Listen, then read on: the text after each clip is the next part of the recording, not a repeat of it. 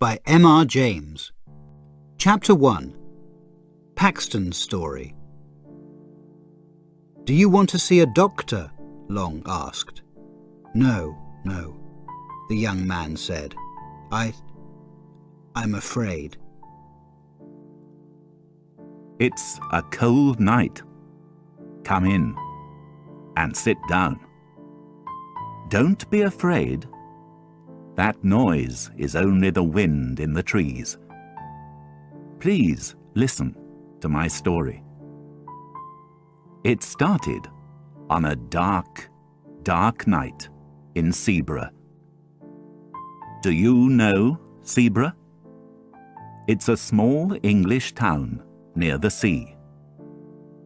There's a train station near it, and there are some houses and shops. There's one small hotel. The beach is good and long, but the sea is usually very cold. That isn't a problem for me. I don't like swimming. I was at the hotel there with my friend, Henry Long. It was cold that April, and there weren't many people in Sebra.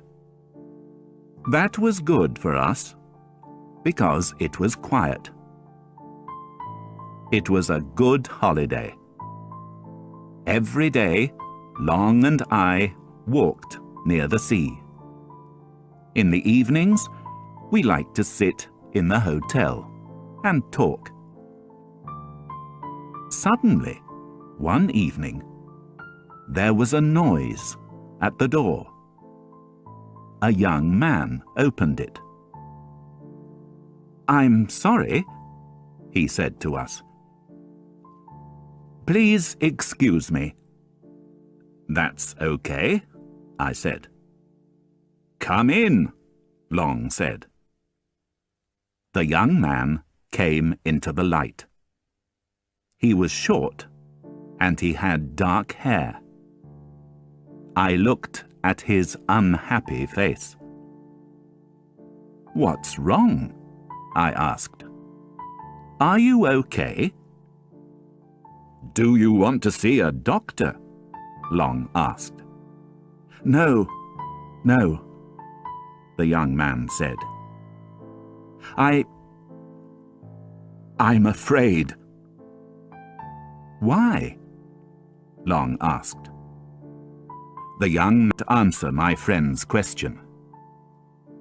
"Sit down and have a drink," I said. "What's your name?" "Paxton." He didn't say his first name. I don't know it today. "What's wrong, Paxton?" I asked. The young man looked at me and then at Long. His eyes were big and his face was white. "You don't know me," he said. "I understand that. But please believe me. Please." This was very important to him. Then Paxton started his story. Long and I listened for a long time. Here is his story. Paxton was on holiday in Sebra too. He liked old buildings, and there were a lot of them near Sebra. One day, he went on his bicycle to a church near the town. It was a beautiful, small church.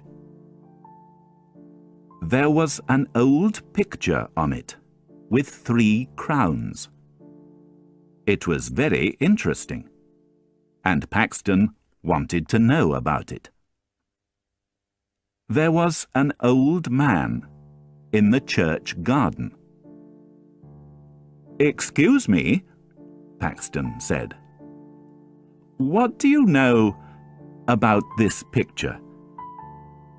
The old man put down his spade and looked at the young man. "Do you know the story of the 3 crowns?" he asked. "No," Paxton answered. "Sebra was always an important place," the old man said. "It is today, too. It's important because it's on the sea." "I don't understand," Paxton said. "The English wanted to protect their country from countries across the sea," the old man said. "They put 3 crowns in the ground near the sea. One of the crowns was here, near Sebra." "But why?" Paxton asked. He didn't understand. What did 3 crowns in the ground do? "The 3 crowns were magic," the old man said. "Their magic protected the country." "Do people believe that?" Paxton asked with a smile. "Many people here in Sebra believe it," the old man answered. "But do you believe it?" Paxton said. The old man looked at the dark sea. His eyes were dark too. He didn't answer Paxton's question. "And where are these crowns now?" Paxton asked. He looked at the water too. There was a boat on the sea. It was small, on the dark water. "That's a difficult question," the old man said. "One of them is in London now. Every day, people on holiday can go and look at it. One of the crowns is in the sea. Now, only 1 crown is in the ground, but its magic is working today." "Do you know about the last crown?" Paxton asked. "Where is it?" "I don't know that," the old man said. "Who knows?" Paxton said. "Only the Aegers family." "Who are they?" The old man looked into Paxton's eyes. "Aegers is a very old name in Sebra. The Aegers were a family here for many years. Families come and go, but the Aegers always stayed. They never moved away." "Why not?" "The men of the family had a very important job." The old man was quiet now. "The crown protected the country, and the Aegers protected the crown." Paxton didn't believe the old man's story, but it was very interesting to him. "Where are the Aegers?" he asked. "Can I talk to them?"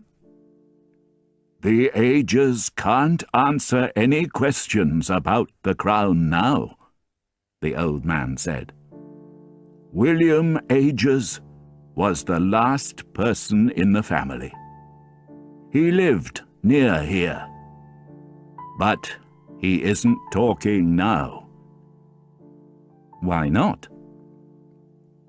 Suddenly, it was very quiet at the church. The old man put his hand on a gravestone. He looked at Paxton's face. His eyes were cold now. "You aren't from Zebra," he said. "Go back to your hotel. Don't think about the crown again." "I'm sorry," Paxton started. "But—" The old man didn't listen. He walked away from Paxton and from the church. "What did I say?" Paxton asked. Only the wind listened to him.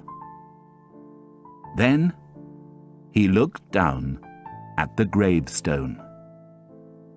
William Ages.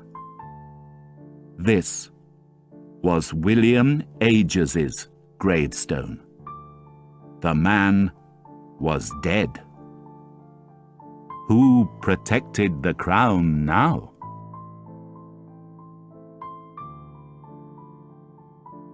Chapter 2. The Man on the Hill. He was there in the sun. He was there in the rain. He was there on cold days. He was always there. Paxton had many questions, but there were no answers here at the church. It was cold now, and the wind was strong. Paxton went back on his bicycle to the town. He didn't want to think about the crown or William Ages. He stopped at a small shop. There were some old books there. Paxton looked at them because he wanted to read in the hotel that evening. Suddenly, he stopped. The book in his hands was old and black. It was a book for church. There was a name and year in the book. Nathaniel Ages, 1754. There were a lot of names and years, but the last name was always the same: Ages. This book was in the Ages family for years and years. It went from father to son, from father to son in the family. Paxton looked at the last name in the book: William Ages. He had William's book in his hands. "Excuse me," Paxton said to the tall, thin woman in the shop. "What do you know about William Ages?" "That isn't a happy story," the woman said. "William Ages is dead. He was young, only 28. And he didn't have a son?"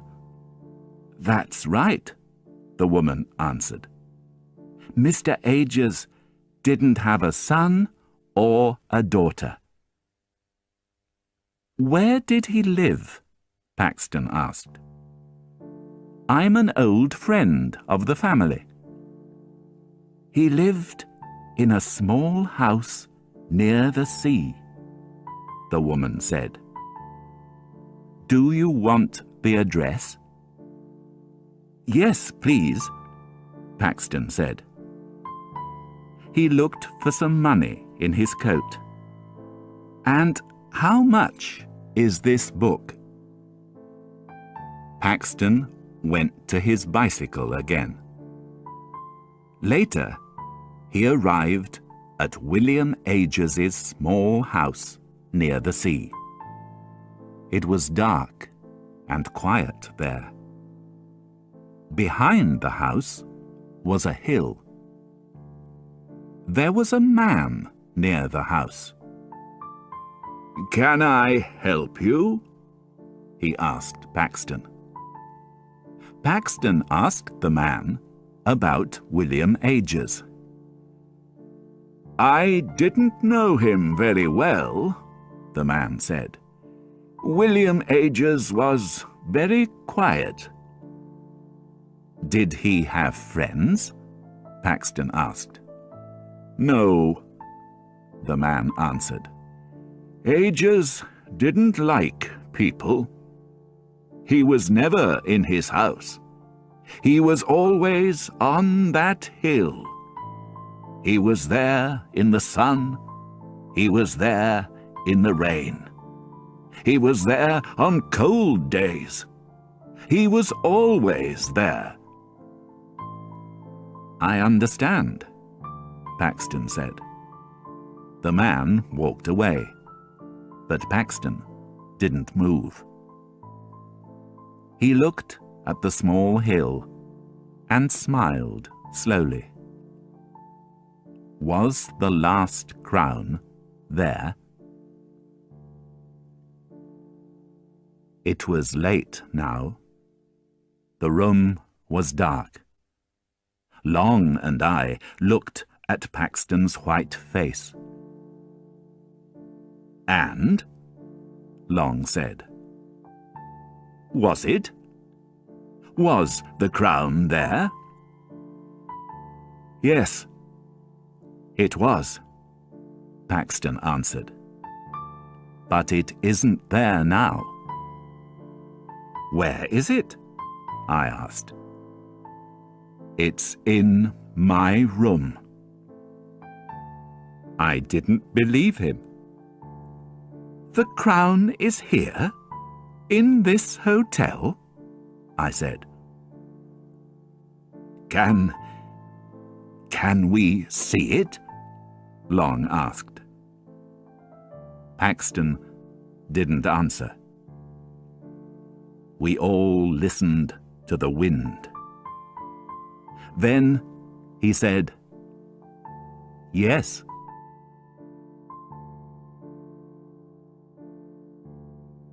Chapter 3. The Shadow in the Night. There was a person near the door to our room. No, it wasn't a person, it was a shadow. Paxton closed the door to his room quickly. Then he put a black bag on the table. "Is it in there?" I asked. Paxton didn't answer. Slowly, he opened the bag. In his hand was a black book. It was very old. Paxton opened it for us.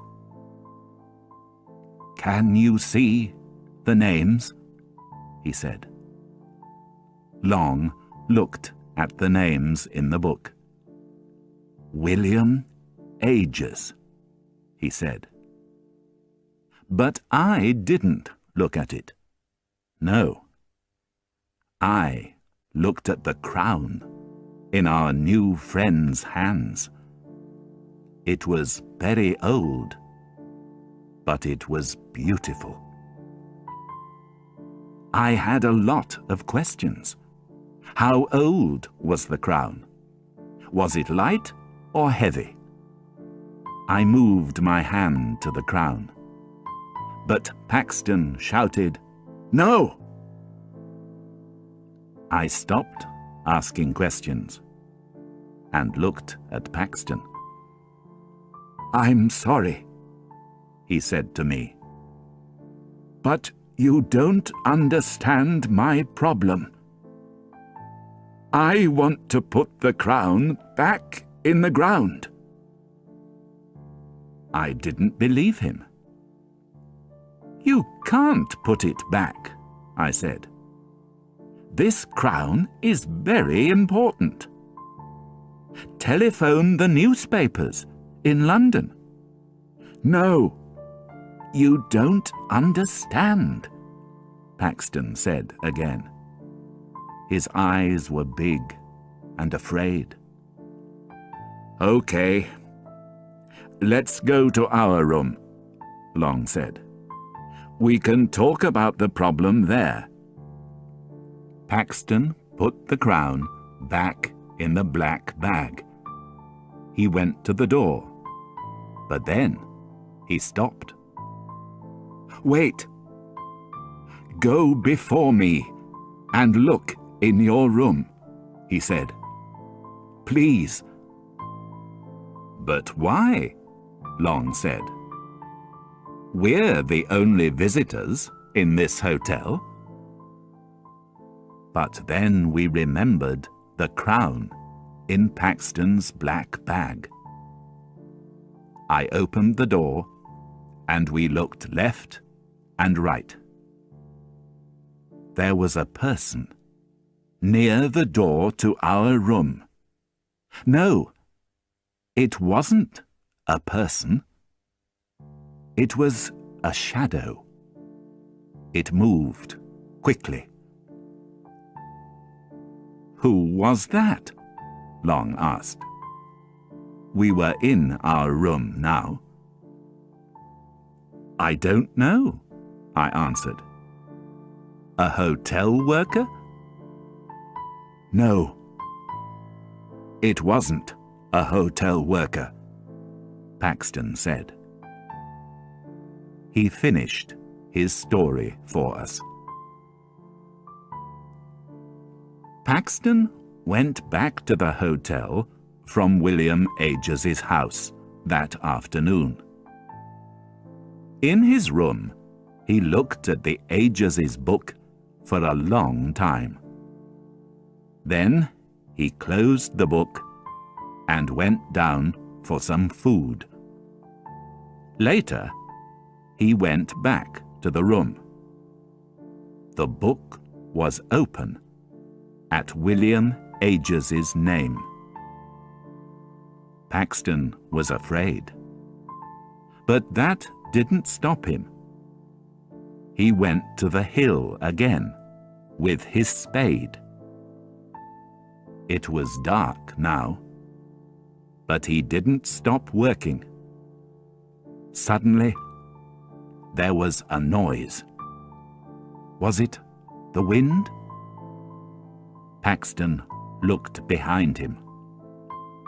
Was there a man in the trees? A dark shadow? No, of course not. Paxton started to work again. The spade was heavy now, and it was a difficult job. He wanted to sleep, but he wanted to find the crown too. And then it was there. The crown. Paxton smiled. He put his hands on it. Suddenly, there was a noise behind him again. It wasn't the wind, and it wasn't an animal. It was the noise of a man, an angry man. Paxton looked behind him. Again, no man was there. But wait. Did a shadow move? Paxton didn't know, but he was suddenly very afraid. He quickly put the crown in his bag and started to go back to the hotel. But now, the shadow was with him. It was always behind him. Paxton looked back, and the shadow always moved quickly away. But then it came back. Sometimes it was near him, and sometimes it was far away. Paxton was very afraid. Who, or what, was the shadow? And what did it want from him?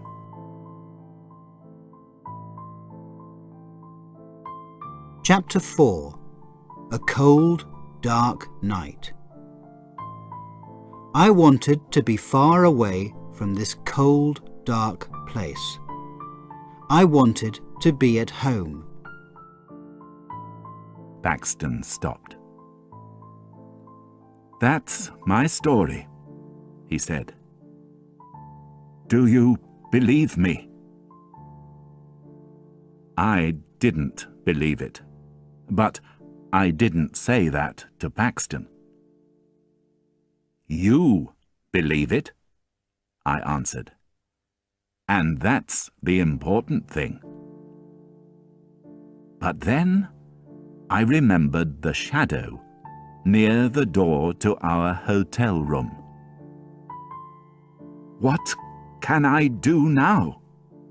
Paxton asked. I looked at Long, then at Paxton. Okay, I said. We're going to help you. We're going to come with you and put the crown back in its place under the ground. Let's go. Paxton smiled. But it wasn't a very happy smile. Thank you. Thank you, he said. He went to his room. I looked at the window. It was a dark night. Long and I put on our coats and went to the hotel door. Paxton was there in front of the hotel. He had the black bag and the spade in his hands. It was cold, and we walked quickly. We walked near the church. I put my head down and didn't look up. I didn't want to see the gravestone of William Agers that night. Are we near the place? Long asked. My friend Henry Long likes walking, but he doesn't usually walk very quickly. Yes, Paxton answered. Suddenly, I looked left. What's that? I said. What did you see? Long asked. There's a man. He's watching us from those trees. I know it. We looked and looked at the trees. There wasn't a man there now. But I was afraid. What did I see? Was it Paxton's shadow? Perhaps his story wasn't wrong. I didn't like this. Let's be quick, Paxton said. The shadow knows about us. He's watching us. We arrived at the hill. Paxton didn't wait. He started to work with the spade. Long and I only watched. Can I help now? I said to Paxton. But he didn't stop. This is my job, he said. Then he said to us, Give it to me. We put the bag on the ground near him. But we didn't open it. Paxton did that. I looked at the crown for the last time in Paxton's hands. He finished the job quickly. "Is it in the ground?" I asked him. "Yes." I smiled. But Paxton didn't smile.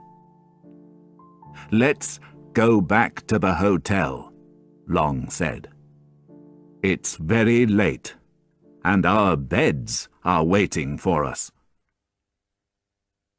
We started to walk down the hill. Suddenly, Long said, "Remember your coat, Paxton. It's up on the hill." I looked up the hill behind us. Long was right. Paxton's long, dark coat was there on the ground. But our new friend didn't move. "What's wrong, Paxton?" I asked. His face was white. His mouth moved, but he didn't talk. "Are you okay?" Long asked. I didn't bring my coat," Paxton said. "It's in my hotel room." The dark thing on the hill wasn't his coat. But what was it? I looked again.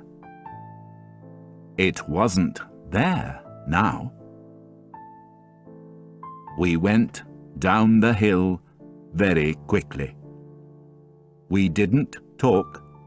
We only listened to the noise of the sea. Sometimes I looked behind us. Was that a shadow behind the trees? Did a shadow move in the church garden?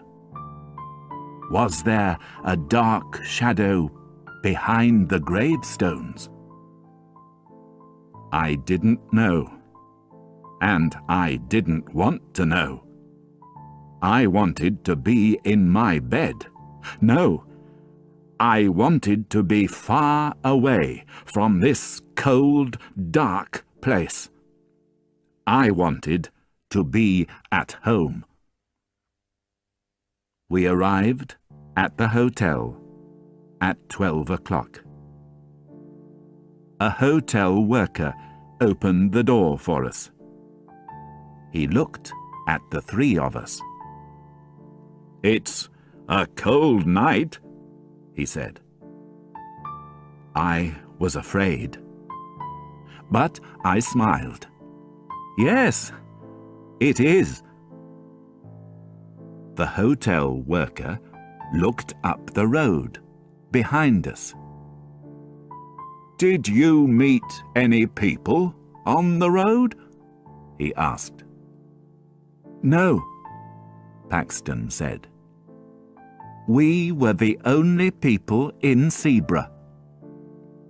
"But there was a man behind you," the hotel worker said. Paxton looked back into the night with big eyes. The shadow wasn't there now. The three of us went to our room. Paxton went to the window. "It's okay now," I said to him. "The crown is in its place again. You're not in danger now." Paxton's eyes stayed on the night. "Perhaps," he said. He went to the door. He said, "Thank you," to Long and me. And then he went to his room. "Good night," I said. "Sleep well."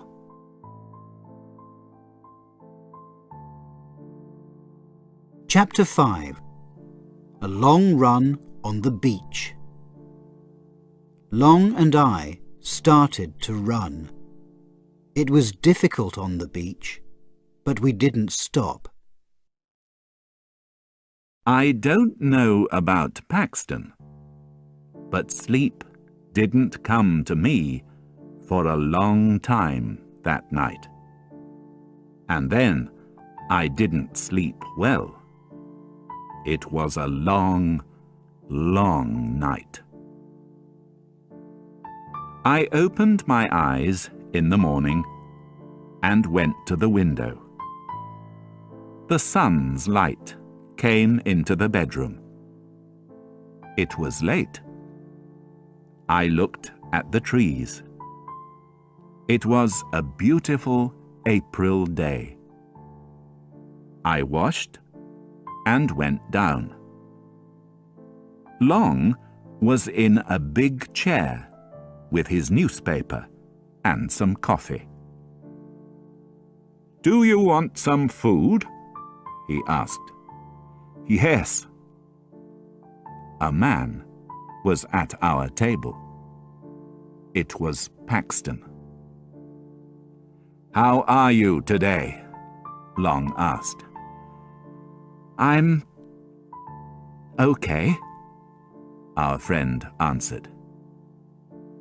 "Did you sleep well?" I asked. "Yes, thank you.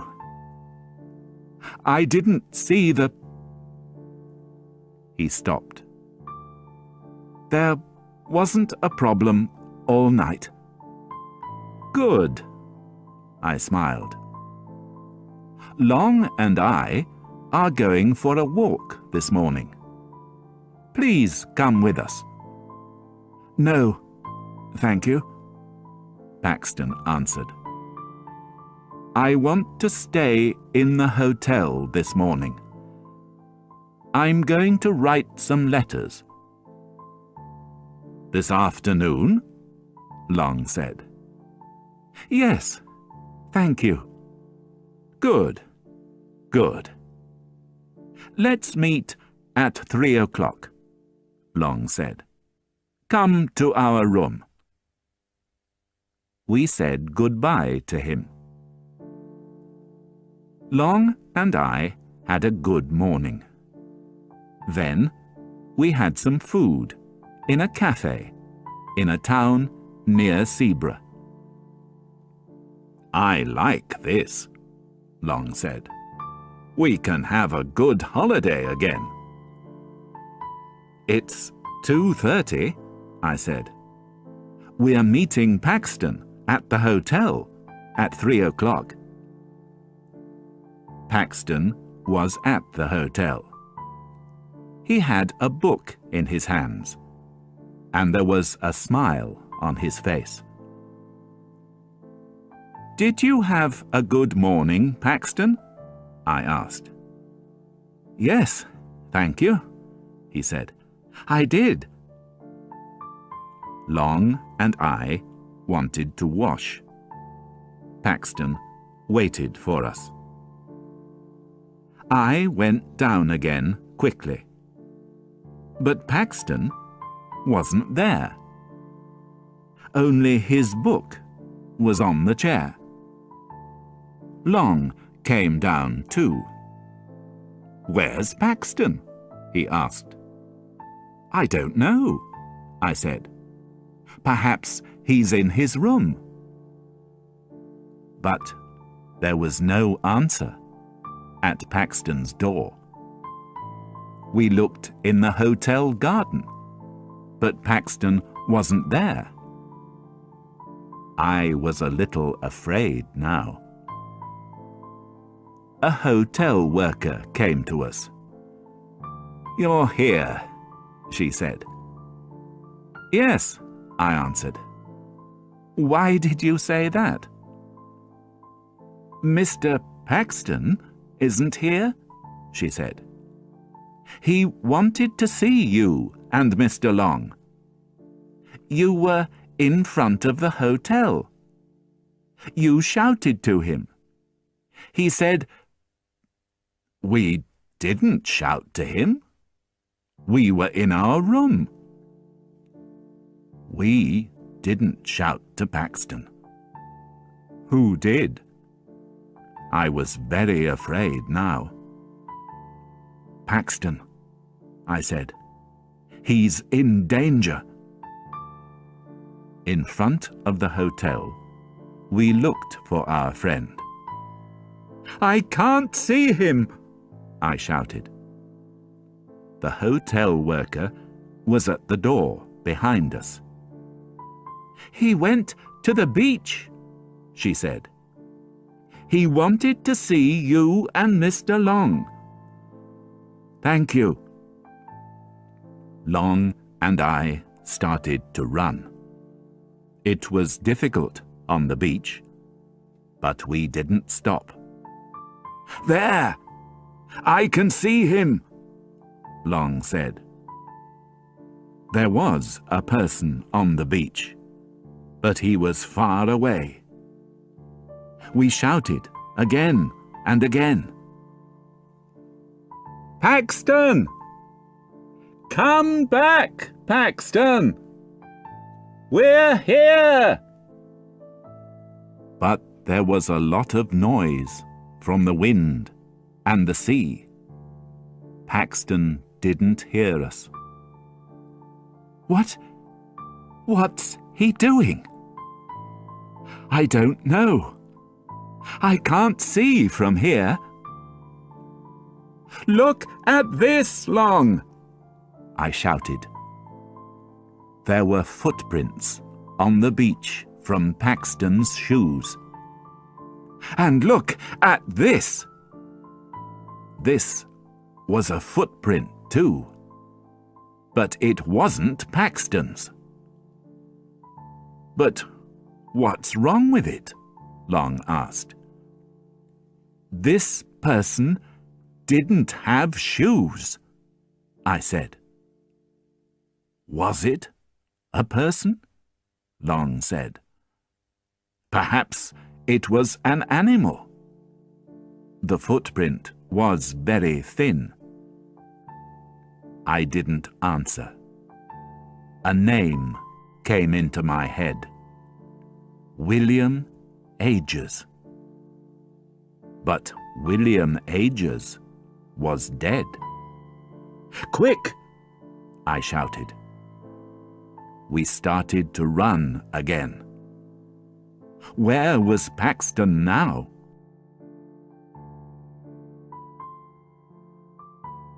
Chapter 6. The Dead Man by the Sea. I don't remember my time at the police station very well. Only questions, questions, questions.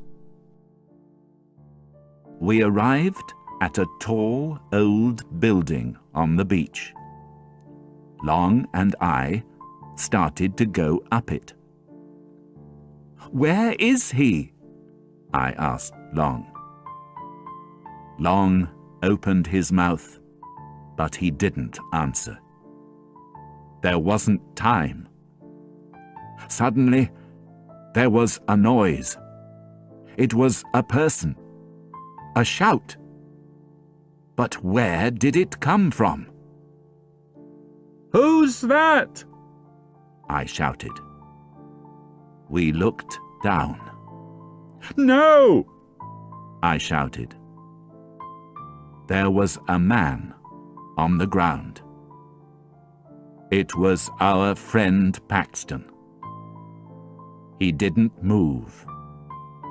His dead eyes looked up at us.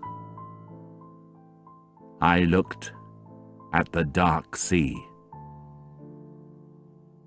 "Paxton was right," I said.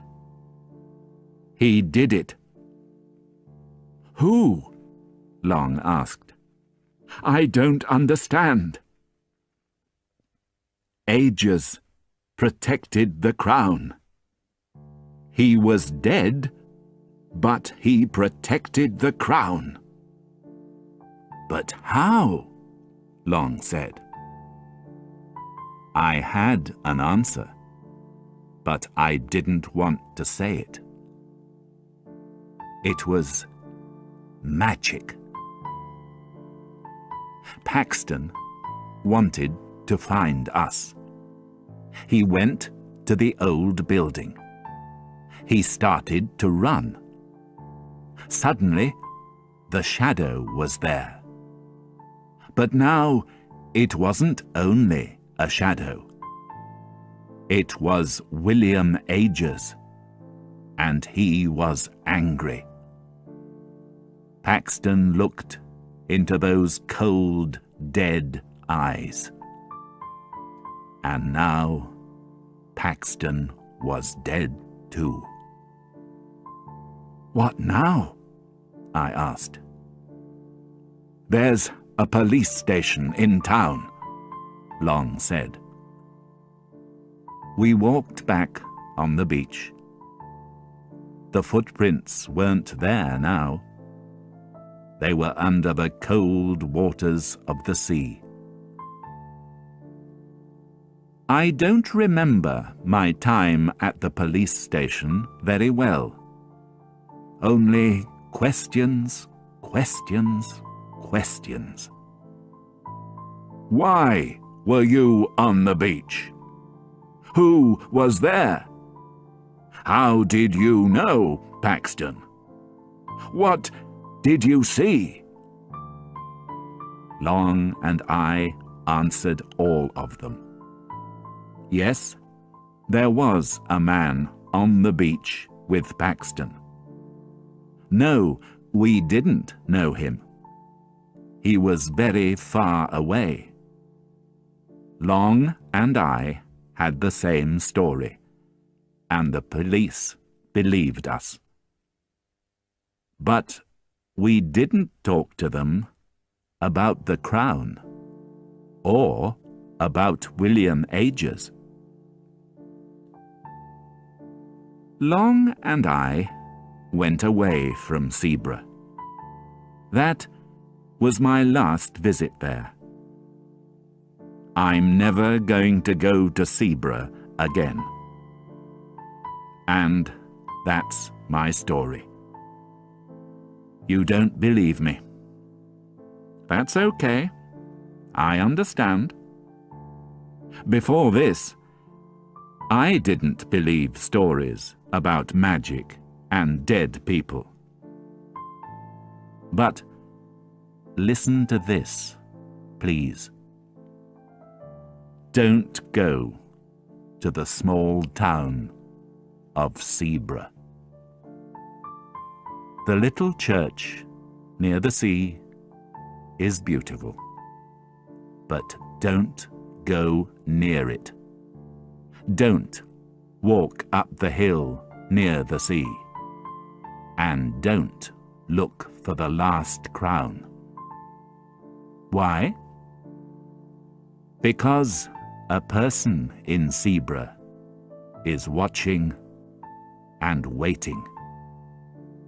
He's dead, but that doesn't stop him. He has a job. The crown protects England, and he protects the crown. He is always going to protect the crown. And me? I'm at home again. I see my friend Long sometimes, but we never talk about our holiday in Zebra. I do my job every day, and I'm happy. But at night, I don't sleep very well. In my bedroom, in the dark, I close my eyes and listen to the wind. I see a cold, dark sea. And under a hill, the last crown sits and waits.